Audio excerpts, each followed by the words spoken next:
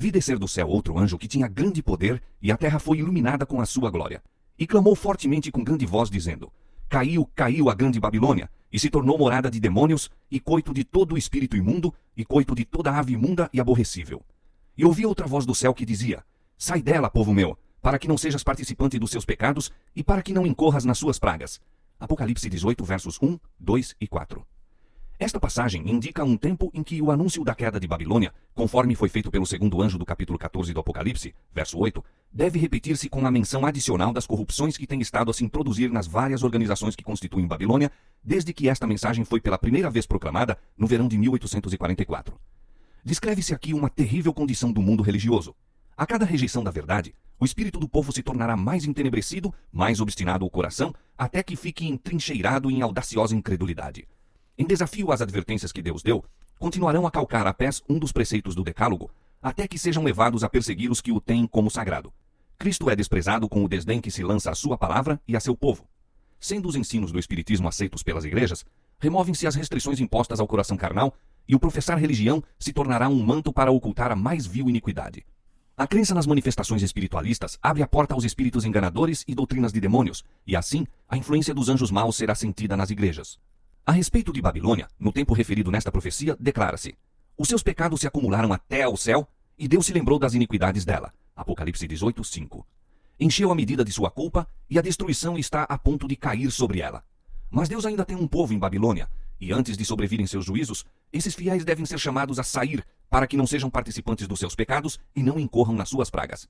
Esta a razão de ser o movimento simbolizado pelo anjo descendo do céu, iluminando a terra com sua glória e clamando fortemente com grande voz, anunciando os pecados de Babilônia. Em relação com a sua mensagem, ouve-se a chamada: Sai dela, povo meu! Estes anúncios, unindo-se à mensagem do terceiro anjo, constituem a advertência final a ser dada aos habitantes da terra. Terrível é a crise para a qual caminha o mundo. Os poderes da terra, unindo-se para combater os mandamentos de Deus, decretaram que todos, pequenos e grandes, ricos e pobres, livres e servos, se conformem aos costumes da igreja pela observância do falso sábado. Apocalipse 13, 16. Todos os que se recusarem a conformar-se serão castigados pelas leis civis e declarar-se-á finalmente serem merecedores de morte. Por outro lado, a lei de Deus que ordena o dia de descanso do Criador exige obediência e ameaça com a ira divina todos os que transgredirem os seus preceitos. Esclarecido assim o assunto, quem quer que pise a lei de Deus para obedecer a uma ordenância humana, recebe o sinal da besta. Aceita o sinal de submissão ao poder a que prefere obedecer, em vez de Deus. A advertência do céu é: se alguém adorar a besta e a sua imagem, e receber o sinal na sua testa ou na sua mão, também o tal beberá do vinho da ira de Deus, que se deitou, não misturado, no cálice da sua ira. Apocalipse capítulo 14, versos 9 e 10. Mas ninguém deverá sofrer a ira de Deus antes que a verdade se lhe tenha apresentado ao espírito e consciência e haja sido rejeitada. Há muitos que nunca tiveram oportunidade de ouvir as verdades especiais para este tempo.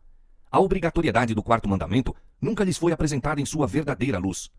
Aquele que lê todos os corações e prova todos os intuitos, não deixará que pessoa alguma que deseje o conhecimento da verdade seja enganada quanto ao desfecho da controvérsia. O decreto não será imposto ao povo cegamente. Cada qual receberá esclarecimento bastante para fazer inteligentemente a sua decisão.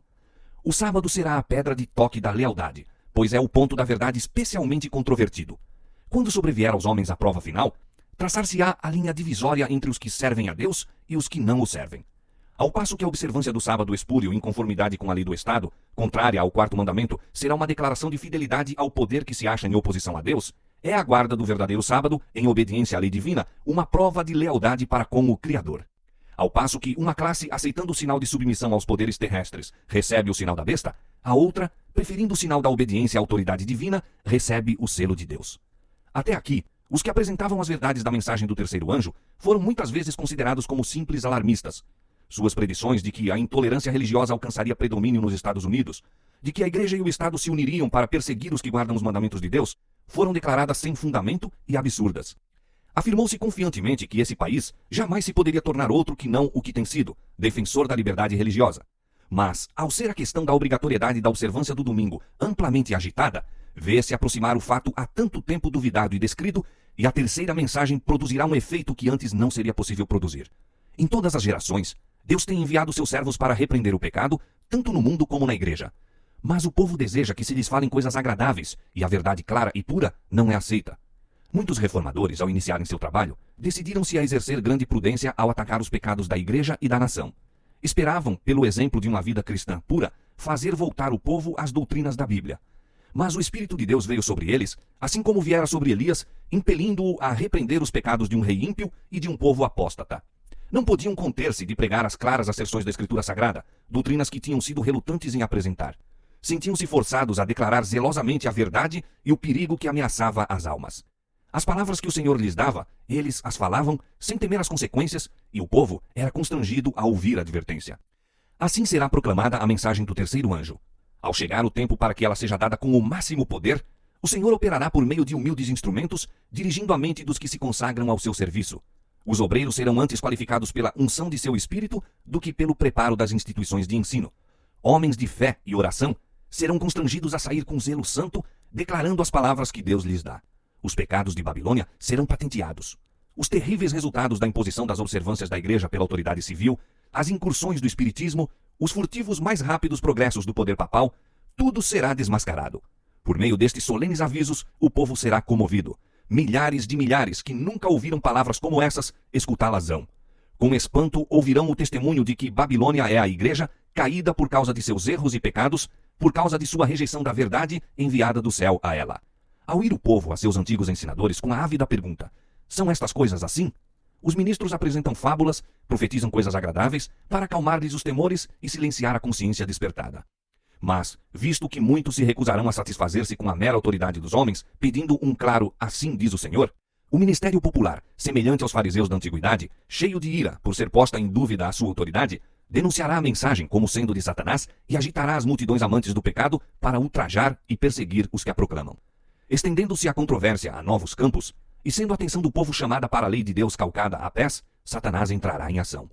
O poder que acompanha a mensagem apenas enfurecerá os que a ela se opõem. O clero empregará esforços quase sobre-humanos para excluir a luz, receoso de que ilumine seus rebanhos. Por todos os meios ao seu alcance, esforçar-se-á por evitar todo estudo destes assuntos vitais. A igreja apelará para o braço forte do poder civil, e nesta obra unir-se-ão romanistas e protestantes. Ao tornar-se o movimento em prol da imposição do domingo mais audaz e decidido, invocar-se-á a lei contra os observadores dos mandamentos. Serão ameaçados com multas e prisão, e alguns se oferecerão posições de influência e outras recompensas e vantagens, como engodo para renunciarem à sua fé. Mas sua perseverante resposta será: mostrai-nos pela palavra de Deus o nosso erro, a mesma que foi apresentada por Lutero sob idênticas circunstâncias. Os que forem citados perante os tribunais defenderão desassombradamente a verdade, e alguns que os ouvirem serão levados a decidir-se a guardar todos os mandamentos de Deus. Assim, a luz chegará a milhares que de outra maneira nada saberiam destas verdades. A conscienciosa obediência à palavra de Deus será considerada rebeldia. Cegado por Satanás, o pai exercerá aspereza e severidade para com o filho crente. O patrão ou a patroa oprimirá o empregado que observe os mandamentos. A afeição será alienada, filhos serão deserdados e expulsos do lar. Cumprir-se-ão literalmente as palavras de Paulo: todos os que piamente quiserem viver em Cristo Jesus padecerão perseguições. 2 Timóteo 3:12. Como os defensores da verdade se recusem a honrar o descanso dominical, alguns deles serão lançados na prisão, exilados e outros tratados como escravos. Para a sabedoria humana, tudo isto parece agora impossível. Mas, ao ser retirado dos homens o Espírito de Deus, o qual tem o poder de reprimi-los, e ao ficarem eles sob o governo de Satanás, que odeia os preceitos divinos, hão de acontecer coisas estranhas. Quando o temor e o amor de Deus são removidos, o coração pode tornar-se muito cruel. Ao aproximar-se a tempestade, uma classe numerosa que tem professado fé na mensagem do terceiro anjo, mas não tem sido santificada pela obediência à verdade, abandona sua posição, passando para as fileiras do adversário. Unindo-se ao mundo e participando de seu espírito, chegaram a ver as coisas quase sob a mesma luz, e em vindo à prova, estão prontos a escolher o lado fácil, popular. Homens de talento e maneiras agradáveis, que se haviam já regozijado na verdade, empregam sua capacidade em enganar e transviar as almas. Tornam-se os piores inimigos de seus antigos irmãos. Quando os observadores do sábado forem levados perante os tribunais para responder por sua fé, estes apóstatas serão os mais ativos agentes de Satanás para representá-los falsamente e os acusar, e por meio de falsos boatos e insinuações, incitar os governantes contra eles. Neste tempo de perseguição, provar-se-á a fé dos servos do Senhor. Deram fielmente a advertência, seguindo tão somente a Deus e sua palavra. O Espírito Divino, atuando em seu coração, constrangeu-os a falar. Estimulados por um santo zelo e forte impulso divino, cumprem seu dever, sem deter-se para calcular as consequências de falar ao povo a palavra que o Senhor lhes dera. Não consultaram seus interesses temporais, tampouco procuraram defender sua reputação ou vida. Todavia, Quando a tempestade da oposição e vitupério irromper sobre eles, alguns, vencidos pela consternação, estarão prontos para exclamar: se tivéssemos previsto as consequências de nossas palavras, teríamos guardado silêncio. Acham-se cercados de dificuldades. Satanás os assalta com cruéis tentações. A obra que empreenderam parece muito além de sua habilidade para levarem a termo. Estão quase a sucumbir. Foi-se o entusiasmo que os animava. Contudo, não podem voltar. Então, sentindo o seu completo desamparo, se refugiam naquele que é poderoso em busca de auxílio. Lembram-se de que as palavras que falaram não eram suas, mas daquele que os mandou dar advertência. Deus lhes pôs a verdade no coração e não poderiam eximir-se de proclamá-la. As mesmas provações foram experimentadas por homens de Deus nos séculos passados. Wycliffe, Hus, Lutero, Tyndale, Baxter, Wesley insistiam em que todas as doutrinas fossem submetidas à prova da Bíblia, declarando que renunciariam a tudo que esta condenasse. Contra esses homens desencadeou-se a perseguição com fúria implacável. Não cessaram, todavia, de declarar a verdade. Cada um dos diferentes períodos da história da Igreja se tem distinguido pelo desenvolvimento de alguma verdade especial, adaptada às necessidades do povo de Deus naquele tempo. Toda nova verdade teve de enfrentar o ódio e a oposição. Os que foram beneficiados por sua luz sofreram tentações e provações. O Senhor dá ao povo uma verdade especial quando este se encontra em situação difícil. Quem ousa recusar-se a publicá-la? Ele ordena a seus servos que apresentem o último convite de misericórdia ao mundo. Eles não podem permanecer silenciosos, a não ser com perigo de sua alma. Os embaixadores de Cristo nada têm que ver com as consequências. Devem cumprir seu dever e deixar os resultados com Deus. Assumindo a oposição caráter mais violento, os servos de Deus de novo ficam perplexos, pois lhe parece que eles motivaram a crise. Mas a consciência e a palavra de Deus lhes asseguram que sua conduta é correta, e conquanto continuem as provações, são fortalecidos para suportá-las. A luta se torna mais renhida e acirrada, mas a sua fé e coragem aumentam com o perigo. Seu testemunho é: não ousamos tentar alterações na palavra de Deus, dividindo a sua santa lei, dizendo ser essencial uma parte ou outra não, com o fito de alcançar o favor do mundo. O Senhor a quem servimos é capaz de nos livrar. Cristo venceu os poderes da terra. A recear-nos-emos de um mundo já vencido? A perseguição, em suas várias modalidades, é o desenvolvimento de um princípio que subsistirá enquanto existir Satanás e tiver o cristianismo poder vital. Ninguém poderá servir a Deus sem atrair contra si a oposição das hostes das trevas. Anjos maus o assaltarão, alarmados de que a sua influência lhes esteja arrebatando a presa. Homens maus, reprovados pelo seu exemplo, unir-se-ão àqueles, procurando separar de Deus tal pessoa por meio de sedutoras tentações. Quando estas não surtem o efeito esperado, recorre-se ao poder compulsório para forçar a consciência. Mas, enquanto Jesus permanece como intercessor do homem no santuário celestial, a influência repressora do Espírito Santo é sentida pelos governantes e pelo povo. Essa influência governa ainda, até certo ponto, as leis do país. Não fossem estas, e a condição do mundo seria muito pior do que ora é. Conquanto muitos de nossos legisladores sejam ativos agentes de Satanás, Deus também tem os seus instrumentos entre os principais homens da nação. O inimigo incita seus servos a que proponham medidas que estorvariam grandemente a obra de Deus. Mas estadistas que temem o Senhor são influenciados por santos anjos para que se oponham a estas propostas com argumentos irretorquíveis. Assim, um pugilo de homens sustará poderosa corrente de males. A oposição dos inimigos da verdade será restringida a fim de que a mensagem do terceiro anjo possa efetuar a sua obra. Quando for dada a advertência final, prenderá a atenção das pessoas influentes por meio de quem o Senhor está agora a operar, e algumas delas a aceitarão e manter-se-ão como o povo de Deus durante o tempo de angústia. O anjo que se une na proclamação da mensagem do terceiro anjo deve iluminar a terra toda com a sua glória. Predisse com isto uma obra de extensão mundial e de extraordinário poder. O movimento adventista de 1840 a 1844 foi uma manifestação gloriosa do poder de Deus. A mensagem do primeiro anjo foi levada a todos os postos missionários do mundo e em alguns países houve o maior interesse religioso que se tem testemunhado em qualquer nação desde a reforma do século XVI.